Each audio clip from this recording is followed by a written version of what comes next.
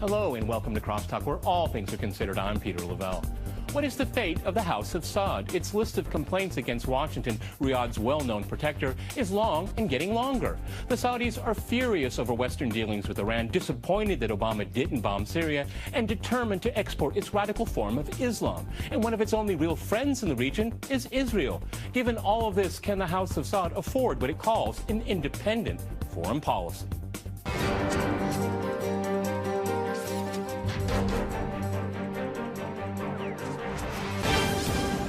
To Crosstalk Saudi Arabia, I'm joined by my guest, Brian Becker, in Washington. He is the national coordinator of the Answer Coalition. And in Nashville, we cross to Mark Levine. He is a senior fellow with the Truman National Security Project and a radio show host. All right, gentlemen, Crosstalk rules in effect. That means you can jump in anytime you want, and I very much encourage it.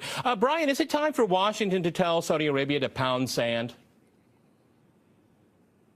Well, I think it's been long established that the U.S. government considers the Saudi government to be an indispensable ally, not its only ally, and perhaps now not its principal ally, but certainly an important one. Ronald Reagan made it clear more than 30 years ago that there would be, quote, no revolution in Saudi Arabia because the U.S. was just absolutely determined to keep the absolutist monarch in power there, not because they care so much about what's going on inside of Saudi Arabia, but because they consider it to be essential as the main oil exporter in the world and a geostrategic ally. But of course, the Saudi government has other things to worry about. Principally, it's an unstable regime in the way Saudi society has been organized. It's a distorted society, and it fears revolutions either from a secular opposition or, more importantly, from an Islamic opposition. And so in that sense, the Saudi government is always pursuing a foreign policy and a domestic policy based on sort of existential fear that the regime's days, although it seemed omnipotent a while ago, could in fact be numbered. That's a good point. Mark, the days are numbered for the House of Saud. Are they a good bet for Washington? 30 years ago, I understand. I agree with Brian. I mean, unfortunately, that was the reality there. But a lot of things have changed in the last 30 years. A lot of things have changed in the last 2 years.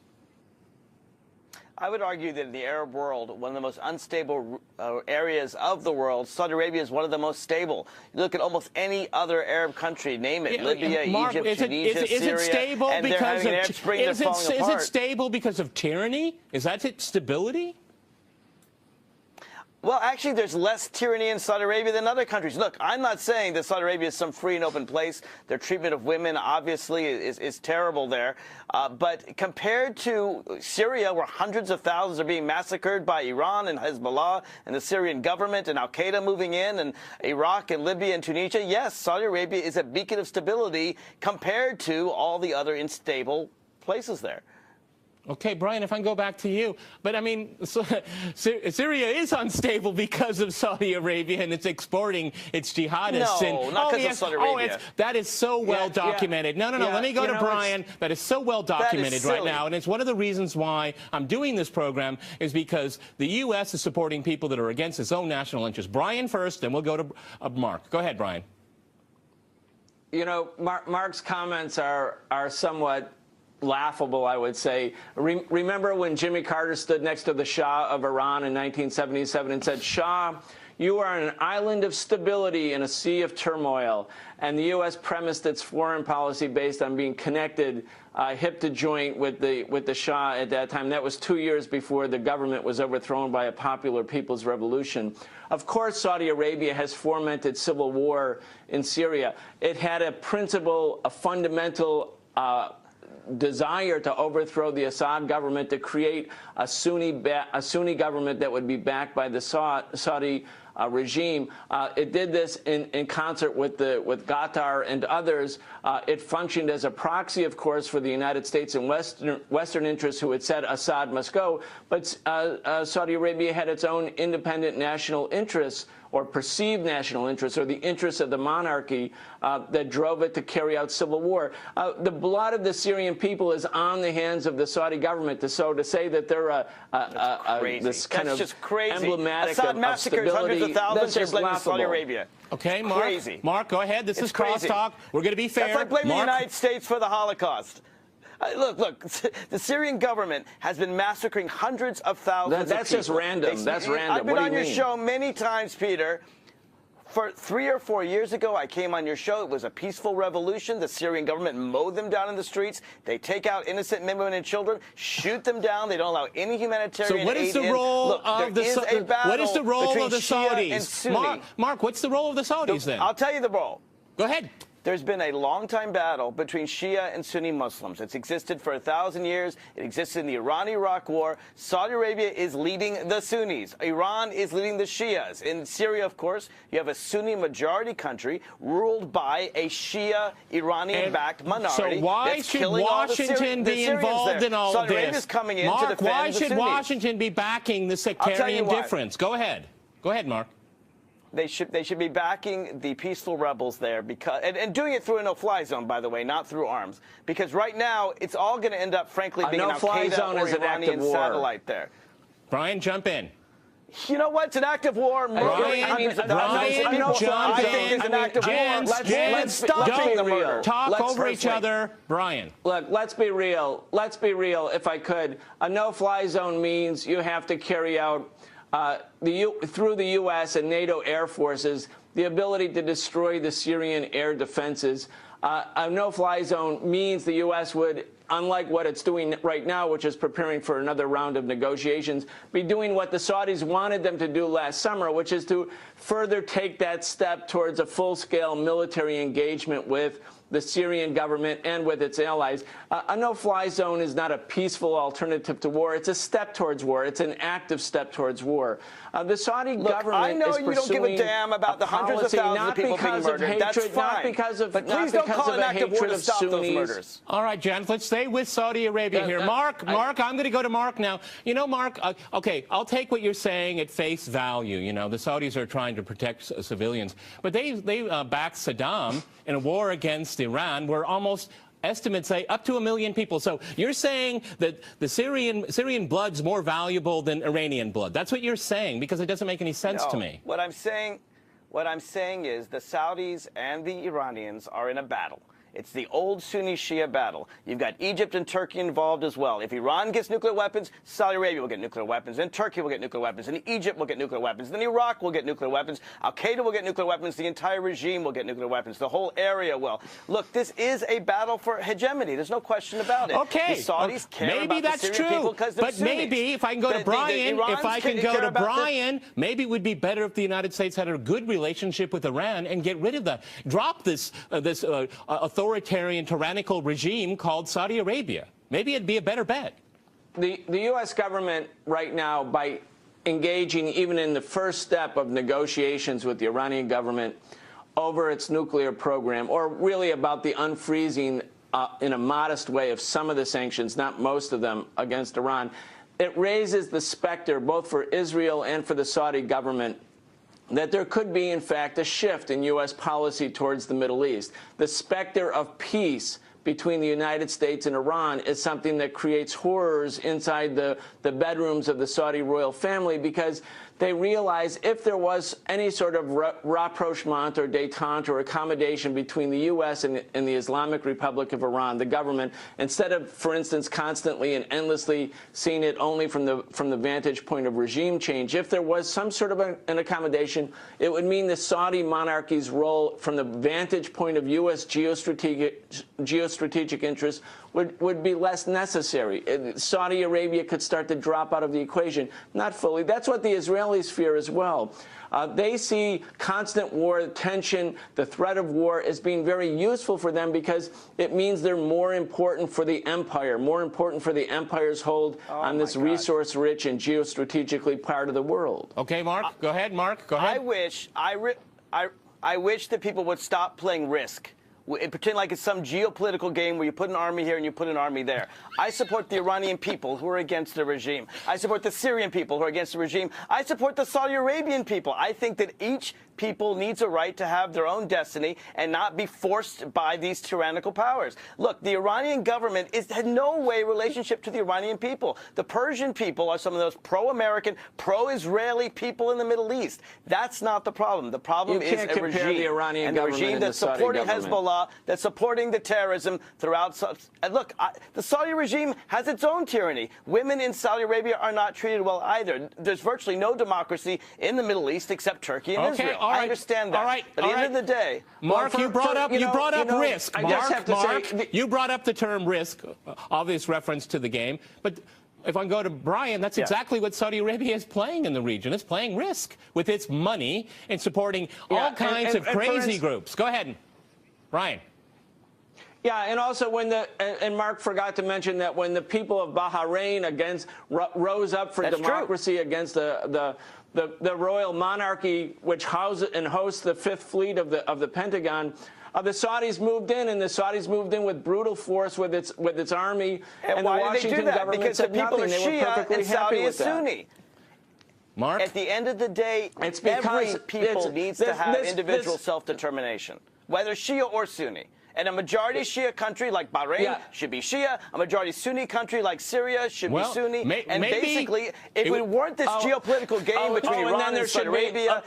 Okay, Brian, before we go to... Let me go to Brian before the break. Go ahead, Brian, before the break. Go ahead. Go ahead. On Mark's premise, then, America should be a Christian nation and a white nation because it's the majority nation. I mean, that's completely opposed to any sort of basic tenet of democracy or freedom. All right, gentlemen, I'm going to jump in here. We're going to go to a short break, and after that short break, we'll continue our discussion on Saudi Arabia. Stay with RT.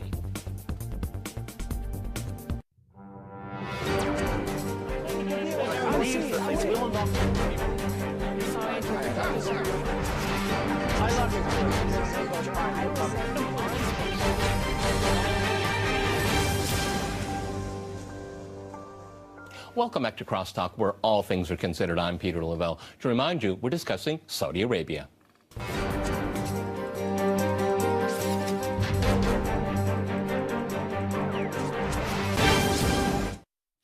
Brian, if I can go back to you, in the beginning of the program, I mentioned that Saudi Arabia has given these signs and signals that it may want to pursue its own independent foreign policy, whatever that may be. I mean, without the United States and without Israel, even though publicly they're not allies, but in many ways they actually are allies, I mean, what can that mean for Saudi Arabia? Because I would agree with Mark on one point here, is it sees everything through the sectarian division. And this is one of the things I'm critical of Washington, is getting involved in something like that, because the United States is just brought in as some kind of mercenary army to settle conflicts on the ground. First, Brian, then we go to Mark. Yes, let's first look at Saudi foreign policy based not on the Shiite-Sunni division, even though that's a factor. The fundamental part of their foreign policy is based on their own estimation of what the regime needs in order to stay in power. It is a fragile regime. It is an absolutist monarchy. It has been in power for 80 years. It has never had an election. 1/3 of all the people in Saudi Arabia are migrants. The Saudi population is dependent on migrant labor for work. That makes the regime completely unstable in its core, in its essence, in terms of its domestic policy, in spite of its oil wealth. So what it did over the long term was function as a proxy, as a client for the United States. In the recent years, after the onset of the so-called Arab Spring, the Saudi Arabians did pursue a more independent, aggressive foreign policy, trying to carry out regime change against others in the Middle East. But even when it did so with the United States, not against the United States. The United States and the Saudis had the same goal in Syria, which was to overthrow the Assad government. Now you see, because of a possible shift in the way the United States is approaching the Middle East, that Saudi Arabia fears isolation. They really cannot carry out an independent foreign policy because of the regime's limited strength and durability. It fears an Islamic revolution or a secular revolution. It fears isolation. And now it looks as if it's primarily the ally of Israel. I mean, you can't look for a worse outcome for a regime in the Arab world. Mark, reply to that, because it does look like a Tel Aviv-Riyadh axis now developing, and there's been lots of sound and fury that they collectively could attack Iran if the United States and Western powers continue their dialogue with Tehran. Go ahead. Well, first of all, I want to say I agree with the first part of what Brian had to say with regard to the fact that, yes, a third is migrant workers. Yes, they're paying off people with oil wealth. But the idea that Saudi Arabia is somehow a client state of the United States, I completely disagree with. They have independent interests that often coincide with the United States. And Saudi Arabia can pursue an independent foreign policy. If Iran, for example, were to get nuclear weapons, Saudi Arabia would have nuclear weapons probably within a month because of their alliance with Pakistan. In fact, many people think that Pakistan got their nuclear weapons because of Saudi money. So if there is a nuclear arms race, Saudi Arabia will be right there after Iran. It's one of the reasons why I support the current Iran deal, because I think it is the best chance we have to prevent this nuclear arms race from happening. But please don't pretend that Saudi Arabia somehow is independent, somehow is a United States client state. They're a very independent place. They are pursuing their own interests. The fact that they're joining with Israel tells you that they're doing what they need to do to survive, not because they like Israel, but because the enemy of my enemy is my friend. Okay, Brian, this has nothing to do with a nuclear Iran, does it? It has, what it's all about is a détente, possible détente, with Tehran in the outside world to stop isolating it. This is the worst nightmare for Saudi Arabia and Israel since it's already been mentioned. It's not about a nuclear weapon. This is such a fiction. It's all about nuclear weapons. No, let's go to Brian. Let me go to Brian, Mark. It's not the specter. Go ahead. It's not the specter of a nuclear-armed Iran. It's the specter of a peaceful accommodation between the U.S. and Iran. And that's the main danger for the Saudi government. That's how they perceive it. The Iranian government does not have a nuclear weapon. The Iranian government is the most inspected society. It has IAEA inspectors in there every day. It has now said that it won't enrich uranium past 5%, meaning it's impossible for it to acquire a nuclear weapon. In other words, there's nothing, and Iran has not initiated a war with any of its neighbors. So it's not a nuclear-armed Iran, and it's not an aggressive Iran. It's really the possibility of an accommodation with Washington that scares the Saudi monarchy. Please don't say it's not an aggressive war. Go ahead, Mark. To say that Iran's not an aggressive war when they're arming Hezbollah, which is murdering hundreds of thousands of Syrians, when they're arming Hamas. Mark, and it's Israel. Of course they have. And because of Israel's actions in Lebanon, Hezbollah came into being, okay? We can go around and around on this here, okay? Let's stay with Saudi Arabia here. Brian, what is the best-case scenario about the future of the House of Saud? Because a lot of people would tend to agree with you. It's a very unstable regime. It has a lot of money. And I would agree with Mark. In less than a month, they can buy a nuclear weapon. How do you feel about Riyadh having a nuclear weapon? I'm more afraid of that than Iran having a weapon. Go ahead, Brian. I don't think they can get a nuclear weapon. I don't think, even though the Saudis helped finance the Pakistan nuclear arms project, it's not like the Pakistan military is going to say, oh, and here's your bomb, by the way. I just don't see that happening. I think the best case scenario for the Saudi family, the royal family, is there's no best case there. I think they can look back in history and see Louis XVI or the Shah of Iran, all the other monarchs who finally end up in the dustbin of history, and they know it. They know that their days are numbered. And so all of this attempted appearance of omniscience, all of this power of projecting an independent foreign policy, underneath it all, in spite of its vast wealth, in spite of its vast military, it's a fragile regime. It can be toppled. I think it will be toppled ultimately. They're all fragile. Go ahead, Mark. Every government in that era. Every government in the Middle East, except Turkey and Israel, because they're democracies, every single other government is fragile. You look at a fairly stable country like Jordan, it is fragile as well. My hope for Saudi Arabia is to become a constitutional monarchy more like Jordan, but Saudi Arabia has lots of work to do. You're absolutely right. Its citizens have power, but its workers are not their citizens. Women have very few rights in Saudi Arabia. I'm not defending the Saudi regime, and I'm not saying that they're stable. I'm saying they're more stable than virtually every other regime in the Middle East, and that's not a compliment to Saudi Arabia. It's really an insult to all the instability in the Middle East because of this conflict, because of the Shia-Sunni conflict, because of the dictatorship. Okay, Brian, jump in. No, the Saudi society is rotting from within. There's 12% unemployment amongst the Saudi youth, the young people who have graduated. Is it better in Yemen? 2 million migrants have been... 2 million migrants have been deported in the last year. The society is now rife with extreme racism. Society knows that it's lost its moorings, that it has no ability. But the Saudi government has no solution, because the only solution would include the liquidation of the monarchy, which the monarchy won't do for the obvious reasons. You can't look at it in isolation.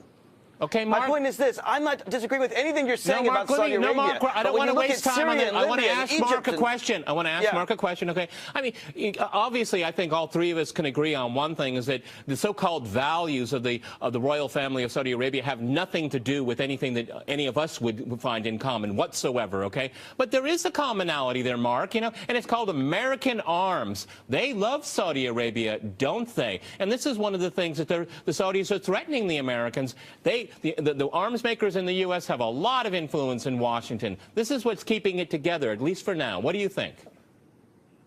Saudi Arabia does like American arms. The Egyptian dictatorship of Mubarak certainly liked American arms. There's no question about it. Yes, Bahrain does as well. We do arm dictators in the Middle East. I don't think anyone disputes that. My point is that Saudi Arabia is less dangerous than virtually all the others. That's no praise to Saudi Arabia. It's telling you it's the best. Really it's the best cold apple comfort to the people in Syria. Of That's really cold comfort to the people in Syria. But Syria, you can't blame Saudi Arabia for Syria. That's really silly. I mean, when the people of Syria rose up non-violently, were mowed down by their government and tanks and mortars. Remember, Syria doesn't even allow the Red Cross to go in because they're massacring people day and night. Saudi Arabia has done many bad things, but if anything in Syria, Mark, they're trying I'd like to go to Brian. I'll tell you one of the bad things that Saudi Arabia does. It sends its young people with tickets on airplanes and money in their pocket, and they go across the border with the acquiescence of the Turks. This is what they're doing for the Syrian people. This is the export of Saudi ideology in violence. Mark. Okay, Brian, jump in. Sorry. Well, Brian, jump in. Go ahead, Brian. Yeah, so the Saudi, I mean, if you look at the past 35 years, the Saudi royal family has been a funnel through which oil money, but also CIA money, has gone to the most reactionary forces in South Central Asia, in Afghanistan, with Osama bin Laden, in Pakistan, and then to the same al-Qaeda forces in Syria. The Saudi royal family, of course, does pursue its own policy. It has its own networks of support. They're very, very reactionary. They're very reactionary towards workers, towards unions, towards women, towards Iran. all the things that people equate with freedom. Here's the point. And in the case of Saudi Arabia, by the way, Mark says the Saudis are less of a threat. The question is to whom? Certainly not to the Syrians. If you go to Saudi Arabia, Mark, if you go there, you'll see wanted posters for migrant workers up in the wall because they're enslaved people by the Saudi royal family. It's very threatening. It's very threatening I'm not for them. defending Saudi Arabia. This is a society that's based on enslavement. Okay. It's based on feudalism and Saudi enslavement Arabia and Iran. Okay, Mark, go ahead. Mark, I'm going to ask you a quick question. I'm going to ask Mark, I'm going to give you the last word of the program because we're almost out of time, and I'm going to give you the last word. So you prefer to have a cozy relationship with Saudi Arabia and not have a détente with Iran? Go ahead, 40 seconds. I prefer neither. Saudi Arabia and Iran are both dictatorial regimes. They both arm terrorists. They're both engaged in this Sunni-Shia battle, and they're both destroying peoples throughout the Middle East. I think the people themselves should decide. That's why I support the Syrian rebels and the Bahrainian rebels. And throughout the Middle East, I support the Arab Spring because I think there is a third way between the two horrors of Iran and Saudi Arabia. Okay, Mark, let's keep in mind that people in Iran go to elections on a regular basis, and there's a plurality of political they don't. They're parties. not allowed to vote for who they want. We've run out of time, gentlemen. I want to thank many thanks to my guests in Washington and in Nashville, and thanks to our viewers for watching us here at RT. See you next time, and remember, crosstalk rules.